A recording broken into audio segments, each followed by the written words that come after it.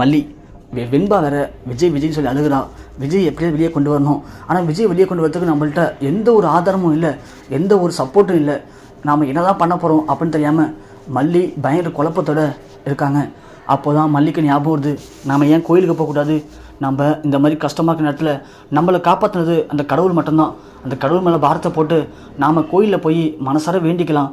ஏதாவது பிரார்த்தனை இருந்தால், ஏதாவது பரிகார பூஜை இருந்தால் பண்ணலாம். நமக்கு இருக்கிற ஒரே நம்பிக்கை கடவுள் மட்டும்தான். கடவுளை விட்டாலுமே நமக்கு யார் இருக்கா அப்படின்னு மல்லி மனசார போய் கோயிலில் உட்காந்து அழுகுறாங்க.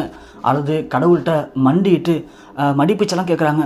என் புருஷனை வெளியே கொண்டு வந்துரு, அப்படி மட்டும் என் புருஷன் வெளியே வரல அப்படின்னா நான் உயிரோடு இருக்க மாட்டேன், இதே உன் சன்னதியில் வந்து தீ குளித்து இறந்துருவேன் அப்படின்லாம் மல்லி பயங்கரமாக அழுகுறாங்க. அழுது முடிச்சுட்டு மல்லி அங்கேருந்து எதிர்த்து பொறுமையாக வாழ்க்கை ஏன் இப்படி போகுது, பாவம் விஜய் அப்படின்னு யோசிச்சுக்கிட்டு போகிறாங்க. போகும்போது ராஜி அங்கே யாருக்கோ ரொம்ப பதட்டத்தோடு நிற்கிறதா பார்க்குறாங்க மல்லி.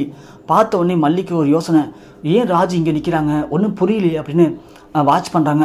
பார்த்தா கொஞ்ச நேரத்தில் வெண்பாவோட தாத்தாவும் அந்த நிஷாவும் வந்து காரை விட்டு இறங்குறாங்க. அதை பார்த்ததும் இங்கே மல்லிக்கு ஒன்றுமே புரியல. என்னது இவங்க வந்து இறங்குறாங்களே, எதுக்கு இவங்க வந்து இப்போ இறங்குறாங்க அப்படின்னு மல்லி யோசிக்கிறாங்க. ரெண்டு பேரும் பார்த்தா அந்த காஃபி ஷாப்புக்குள்ளே போகிறாங்க. நிஷாவும் பின்னாடியே போகிறா. அதை பார்த்த மல்லி ஒன்றே பின்னாடியே இந்த காஃபி ஷாப் போகிறாங்க. போயிட்டு அங்கே என்ன நடக்குது அப்படிங்கிறத ஒளிஞ்சிருந்து வாட்ச் பண்ணுறாங்க. அவர் வந்து உட்காந்ததும், வா உட்கார் ராஜி, பரவாயில்ல ராஜி, நான் கூட ஒன்று என்னமோ நினச்சேன், நீ இதெல்லாம் பண்ணுவியா பண்ண மாட்டேன்னு நினச்சேன், ஆனால் நீனு நான் நினச்சதை விட ரொம்ப அற்புதமாக பண்ணிட்டேன், பரவாயில்லையே, நீ இவ்வளோ பெரிய ஆளாக இருப்பேன்னு சொல்லி எதிர்பார்க்கவே நான். ஏன் மாமா, ஏன் நான் பண்ண மாட்டேன்னு நினச்சிங்களா? ஆமாம் ராஜி, நீ பண்ண மாட்டேன்னு தான் நினச்சேன், ஆனால் பரவாயில்ல பண்ணிட்டேன். நான் சொல்லி கொடுத்ததை ரொம்ப அழகாகவே பண்ணிட்டேன், நான் சொல்லாததையும் பண்ணிட்டேன். பரவாயில்ல ராஜி, நீ சொன்ன மாதிரி உனக்கு எல்லாமே நான் பண்ணித்தரேன், எந்த பிரச்சனை இருக்காது. இப்போ என்ன பண்ண போகிறேன் நீ, அடுத்தது என்ன உன் பிளானு? ஒன்று ராஜி, நம்ம ஏற்கனவே யோசிச்ச மாதிரி தான். இப்போது விஜய் ஜெயிலுக்கு போயிட்டான், நம்ம போட்ட பிளான் கரெக்டாக நடந்து முடிஞ்சிச்சு. இப்போது அந்த இன்வெஸ்டிகேஷன் ஆஃபீஸர் உங்கள் வீட்டுக்கு வருவாங்க. வந்துட்டு எங்கே விஜய்னு கேட்பாங்க. ஆனால் வீட்டில் இருக்க எல்லாம் சமாளிக்கலாம், நீ உண்மையை சொல்லிவிடு, விஜய் வந்து இப்போ ஜெயிலுக்கு போயிருக்கான் அப்படின்னு. அது ஒரு காரணமாக வச்சு அவங்க என்ன பண்ணுவாங்க, விஜய் ஜெயிலுக்கு போயிட்டாரு, இனிமே வெண்பா சரியாக பார்த்துட்டு இந்த வீட்டில் ஆள் கிடையாது, அதோட விஜய் வந்து தப்பான முன்னுதாரணமாக இருக்காரு அப்படின்னு சொல்லி கோர்ட்டில் அந்த கஸ்டடி விஷயம் என்ன பண்ணும், அப்படியே ஆப்போசிட்டாக நமக்கு ஃபேவராக மாறிடும். நமக்குன்னா எனக்கு. அப்போது வெண்பாவை ஏன் கூட அனுப்பி விட்ருவாங்க.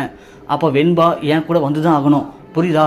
நீ என்ன பண்ணுவ, அதுக்குள்ளே விஜய் பேரில் இருக்க எல்லாம் சுற்றி உன் பேருக்கு மாற்றிட்டு அப்படின்னா விஜய் அப்புறம் ஒன்றில் அவனா ஆகிடுவான். அதுக்கப்புறமா விஜயை நாமளே வெளியே கொண்டு வந்துடலாம். விஜய் வெளியே வந்ததுக்கப்புறமா விஜய்கிட்ட என்ன சொல்கிற, நீ போயிட்டு இந்த மாதிரி இங்கே நடந்த எல்லா பிரச்சனையும் காரணம் மல்லி தான் சொல்லி நீ வந்து ஒரு பிரச்சனை உண்டு பண்ணு. கண்டிப்பாக விஜய் புரிஞ்சுப்பான். புரிஞ்சுக்கிட்டு நீ இருக்கும்போது தானே அந்த கஸ்டடி ஆஃபீஸர் வீட்டில் வந்து விசாரித்து வெண்பாவை அந்த வீட்டுக்கு கொண்டு போயிட்டாங்க, அப்போ நீ என்னை துரோகம் பண்ணிட்ட, அதோட என் வாழ்க்கையில் நடந்த எல்லா பிரச்சனையும் காரணம் நீ தான் அப்படின்னு அவன் நம்பினா அவனே மல்லியை அடித்து வீட்டோடு துரத்திடுவான். ஸோ நாம் ஏற்கனவே போகிற திட்டப்படி வெண்பா எனக்கு, சொத்து உனக்கு, நம்ம ரெண்டு பேருக்கும் பொதுவாக இருந்த எதிரி மல்லி, அந்த மல்லியை நம்ம ரெண்டும் சேர்ந்து காலி பண்ணிடலாம். அப்புறம் விஜய்கிட்ட எதுவுமே இருக்காது. அப்போது விஜய் கண்டிப்பாக என்கிட்ட ஓடி வருவான், வந்து என் காலில் விழுவான். அப்படி இல்லைனாலும் நீயே சொல்லு அவன்கிட்ட, அப்படி நீ சொன்னாலும் சரி என்கிட்ட வந்தாலும் சரி, என்கிட்ட வந்து வெண்பா என்கிட்ட கொடுத்துருங்கன்னு சொல்லி கெஞ்சுவான். அப்போது நான் என்ன பண்ணுவேன், நான் போட்டு திட்டப்படி, ஸோ நிஷாவை நீ கல்யாணம் பண்ணிக்கிட்டா அப்படின்னா கண்டிப்பாக வெண்பா உனக்கு அப்படின்னு நான் சொல்லுவேன். ஆமாம், இது என்ன புதுசாக சொல்கிறீங்க, இதை நீங்கள் என்கிட்ட சொல்லவே இல்லையே. ஆமாம் ராஜி, இது எல்லாம் யோசிச்சது தான். நிஷாவுக்கு விஜயை பிடிச்சிருக்கு, அதனால் விஜயை நிஷாவுக்கே கல்யாணம் வச்சலான்னு யோசிக்கிறேன். இல்லை மாமா. ஏன் ராஜி, உன் அக்கா பொண்ணு ரஞ்சிதாவை கல்யாணம் பண்ணிக்கலாம்னு யோசிக்கிறியா? ஆமாம் மாமா, அதான். இங்கேப்பா ராஜி, நீ சொன்ன எல்லாருமே நான் பண்ணி கொடுத்துருக்கேன். நீ ஆசைப்பட்ட மாதிரி விஜயோட சொத்தை எல்லாத்தையும் உன்கிட்ட விட்டு கொடுத்துருவேன். எங்களுக்கு அது வேணாம், எங்களுக்கு தேவை விஜய் மட்டும்தான். ஏன்னா என்கிட்ட அதை தாண்டி சொத்து இருக்குது, அது எல்லாத்தையுமே நான் நிஷாவிட்ட கொடுத்துருவேன். நிஷாவிட்ட கொடுத்தா என்ன, விஜய்கிட்ட கொடுத்தா என்ன, ரெண்டுமே விஜய்க்கு தானே. எப்படி பார்த்தாலும் உன் தம்பி திரும்ப பணக்காரன் ஆக போகிறான். என்ன, உன் தம்பி பணக்காரன் ஆகணுமா இல்லை நீ ஏழை ஆகணுமா சொல்லு. ஏன்னா ரஞ்சிதாவை நீ உன் தம்பி கிளம்பி வச்சுனா என்ன பண்ணுவா ரஞ்சிதா? ஸோ மாமா அக்கா தான் எல்லாத்தையும் பண்ணாங்க அப்படின்னு சொல்லி உன்னை கோத்து விட்ருவா, பரவாயில்லையா அப்படின்னு யோசிக்கிறோன்னே ராஜி யோசிக்கிறாங்க. கரெக்டு தான் மாமா, அது என்னைக்கு இருந்தாலும் ஆபத்தான். அதுதான் சொல்கிறேன் ராஜி, ரஞ்சிதாவை கழட்டி விட்டுடலாம், விடு, ரஞ்சிதாவுக்கு ஏதாவது ஒன்று பண்ணிடலாம். அதனால் நான் சொல்லுமே செஞ்சேன்னா உனக்கு சொத்தும் கிடைக்கும், எனக்கு நான் நினச்ச மாதிரி எல்லாமே கிடைக்கும், ரெண்டு பேருக்கும் ஈக்குவலாக இருக்கும். அதே மாதிரி நம்ம பொதுவான எதிரி மல்லி பழிவாங்கப்படுவா, எப்படி வசதி அப்படின்னு சொல்லவும் உடனே ராஜி சரி மாமா, அதையே ஃபைனல் பண்ணிடலாம், இதுதான் நம்ம திட்டம் அப்படின்னு சொல்லிட்டு எல்லாம் கிளம்பிடுறாங்க. கிளம்புன உடனே நம்ம மல்லிக்கு என்ன பண்ணுன்னு தெரில. சி, இவங்களாம் ஒரு அக்காவா அவர் இவங்கள அம்மா மாதிரி நினச்சிட்டு இருக்காரு. ஆனால் இவங்க விஜய் இவ்வளோ கேவலமாக நினச்சி விஜயை பழி வாங்குறாங்களே, ஏன் இப்படி இருக்காங்க அப்படின்னு மல்லி இங்கே நடந்த எல்லாத்தையும் வீடியோ எடுத்திருக்காங்க. வீடியோ எடுத்துகிட்டு விஜய்கிட்ட காட்டலான்னு சொல்லி போயிடுறாங்க. இங்கே ராஜ் என்ன பண்ணுறாங்க, அவர் சொன்ன மாதிரியே நம்ம நேராக ஸ்டேஷனுக்கு போவோம், போயிட்டு எல்லாத்துக்கும் காரணம் மல்லி தான் சொல்லி மல்லி மேலே பழிய போட்டுடலாம் அப்படின்னு நேராக ஸ்டேஷன் போகிறாங்க. ஸ்டேஷன் போயிட்டு விஜய்கிட்ட, விஜய் நான் ஓரளவுக்கு கண்டுபிடிச்சேன் விஜய், நீ உள்ளே வந்ததுக்கு காரணம் யாருன்னு எனக்கா சொல்கிற, உண்மையாவா? ஆமாம் விஜய், அன்னைக்கு நீ குடித்த காஃபியில் மயக்க மருந்து கலந்தது, அப்புறம் நடந்த எல்லா பிரச்சனையும் காரணம் வேறு யாரும் இல்லைடா, அந்த மல்லி தான். அக்கா என்ன சொல்கிறீங்க? ஆமாம் விஜய், நம்ம ஆஃபீஸில் இருக்கிற ஒரு ஆளை விலைக்கு வாங்கி நீ குடித்த காஃபியில் போதை மாத்திரை கலந்து கொடுத்து நம்ம கம்பெனியை பற்றி தப்பான செய்தியை பேப்பரில் போட வச்சது எல்லாமே இந்த மல்லி தான். ஏன்னா அவன் நினச்சது ஓ மூலியமாக ஒரு குழந்தை பெற்றுக்கிட்டு இந்த சொத்து எல்லாத்தையும் அடையணும்னு ஆசைப்பட்டா, அது நடக்கலை. அதனால் அவன் என்ன பண்ணானா வேறு வழி தெரியாமல் இப்போ ஒரு திட்டத்தை போட்டிருக்காளா விஜய். நான் பல வாட்டி சொன்னேன் அவள் நம்பாதன்னு சொல்லிட்டு, நீ தான் என் பேச்சை கேட்கவே இல்லை. ஆனால் அவள் இப்போது எம்பிட்டு பெரிய காரியத்தை பண்ணியிருக்கா பார்த்தியாடா அப்படின்னு சொல்ல, அக்கா போதும் வாயை மூடுக்கா, இன்னும் நீ என்னெல்லாம் போய் சொல்ல போகிற, இப்படியே பொய் சொல்லி தான் நீ மல்லி என்கிட்ட தப்பாக சொல்லியிருக்க. நானும் எல்லாத்தையும் நம்பிக்கிட்டு அக்கான்னு ஒன்று என் அம்மா மாதிரி நினச்சேன். ஆனால் நீ இம்புட்டு போய் துரோகியாக இருப்பேன்னு சொல்லி நான் சத்தியமாக எதிர்பார்க்கவே இல்லை.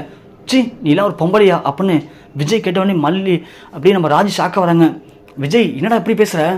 ஆமாக்கா, நான் ஜெயிலுக்குள்ளே இருக்கேன், அதனால் பேசிகிட்டு இருக்கேன்.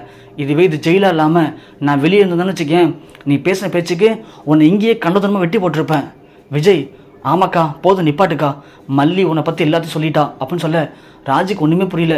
அப்போ தான் மல்லி வெளியே வராங்க. பார்த்தா மல்லி ஏற்கனவே வந்து ராஜியும் அந்த வெண்பாடு தாத்தா பேசின எல்லாத்தையும் ரெக்கார்ட் பண்ணி கொண்டு வந்து விஜய்கிட்ட காட்டியிருக்காங்க. ஸோ விஜய் அப்போயே புரிஞ்சுக்கிட்டாரு. அதுக்கப்புறம் தான் நம்ம ராஜேஸ்வரி வந்து ஒன்றும் தெரியாத மாதிரி விஜய்கிட்ட சொல்லிட்டு இருந்திருக்காங்க. மல்லி வந்து அந்த வீடியோ போட்டு காட்டுறாங்க. பாருங்கள் ராஜி, நீங்களும் வெண்பா தாத்தாவும் என்னால் திட்டம் போட்டிங்க அப்படின்றத பாருங்கள் அப்படின்னு காட்டுறாங்க. ராஜியால் ஒன்றுமே பேச முடியல. அப்படியே விஜயை பார்க்குறாங்க ராஜி. விஜய் அது வந்து போதும் நிப்பாட்டுக்கா, நான் உன்னை என் அம்மாவை நினச்சேன், ஆனால் நீனு என்னை உன் தம்பியை கூட நினைக்கிறல. இப்படி என்னை பழி வாங்கணும், மல்லியை பழி வாங்கணும்னு எவ்வளோ வேலை பார்த்துருக்க. அப்படி இந்த மல்லி உனக்கு என்னக்கா துரோகம் பண்ணா சொல்லுக்கா? இப்போ வரைக்கும் என்னை வெளியே கொண்டு வரணும் அப்படின்னு அவதாக்கா கஷ்டப்பட்டுருக்கா. ஆனால் என்னை உள்ளே தள்ளது நீனு. அதை நினைக்கும் போது எனக்கு எவ்வளோ கஷ்டமாக தெரியுமா இருக்குது. உன்னை நான் எந்த அளவுக்கு நம்பணும் தெரியுமா? இப்போ நம்ப வச்சு எனக்கு கழுத்தா திட்டலை அப்படின்னு சொல்ல, ஆமாண்டா நான் உன்ட்ட பல வாரம் சொல்லிட்டேன், இவன் நம்ம குடும்பத்துக்கு செட் ஆக மாட்டா, அமுச்சுடுன்னு சொல்லி என் பேச்சை நீ கேட்கல. அதான் வேறு வழி தெரியாமல் உன்னை இப்படிலாம் பண்ணணும்னு முடிவு எடுத்தேன். நான் தாண்டா பண்ணேன். இப்போ என்ன பண்ண போகிறேன்? அக்கா சொல்லிட்டல, நீ வந்து மல்லியை பிடிக்கலன்னு சொல்லி என்ன பழி வாங்கிட்ட. ஆனால் மல்லி தான் நம்ம குடும்பத்தை காக்க வந்த குலவிளக்குன்னு உனக்கு சரியாக புரியலக்கா. நீ வேணா பார்த்துட்டே இரு, நீ பண்ணலாம் தப்பு தான் சொல்லி ஒரு நாள் நீயே ஓடி வந்து மல்லி காலில் விழுற நேரம் வரும். அந்த நேரம் வரும்போது உனக்கு மல்லியை பற்றி புரிஞ்சுப்பக்கா. விஜய் அதுக்கு நீ முதல்ல செல்லை விட்டு வெளியே வரணும்டா. நீ ஜெயிலை விட்டு வெளியே வந்தால் தான் அதெல்லாம் நடக்கும். ஆனால் நீ காலத்துக்கும் ஜெயிலேருந்து வெளியே வரவே முடியாது, அதை முதல்ல புரிஞ்சுக்க. அப்படியாக்கா? நீ சொல்லிட்டல, இன்னும் எண்ணி ஒரே வாரம்தாக்கா. ஒரே வாரத்தில் இந்த ஜெயிலை விட்டு நானே வெளியே வருவேன். வெளியே வந்து நான் சொன்ன மாதிரி உன்னை எதுக்குற காலம் வரும். அந்த எதுக்குற காலம் வரும்போது ஒரு நாள் உன்னால் முடியல, என்னை மன்னிச்சிருங்க, நான் பண்ண தப்பு தான் அப்படின்னு ஓடி வந்து நீயாவே மல்லி காலை விழ வைப்பேன். அன்றைக்கி தெரியுக்கா அந்த விஜய் யாரும் உனக்கு அப்படின்னு சொல்லிட்டு விஜய் சொல்லவும் ராஜி ஒன்னே சதான் போடா அப்படின்னு சொல்லிட்டாங்க. இது கிளம்பிடுறாங்க. விஜய் ஒன்னே மல்லி கையை பிடிச்சிட்டு என்னை மன்னிச்சிரு மல்லி, எத்தனையோ வாட்டி அக்கா பச்சை கேட்டுட்டு உன்னை கஷ்டப்படுத்திருக்கேன், உன்னை அசிங்கப்படுத்திருக்கேன், காயப்படுத்திருக்கேன். ஆனால் நீ எல்லாத்தையும் மறந்துட்டு என்னை காப்பாற்றணும்னு சொல்லி நீ இவ்வளோ தூரம் கஷ்டப்பட்டுருக்குன்னு நினைக்கும் போது எனக்கு ரொம்ப பெருமையாக இருக்குது விஜய் அப்படின்னு சொல்லி விஜய் மல்லி கையை பிடிச்சிட்டு பயங்கரமாக அழுகிறாங்க.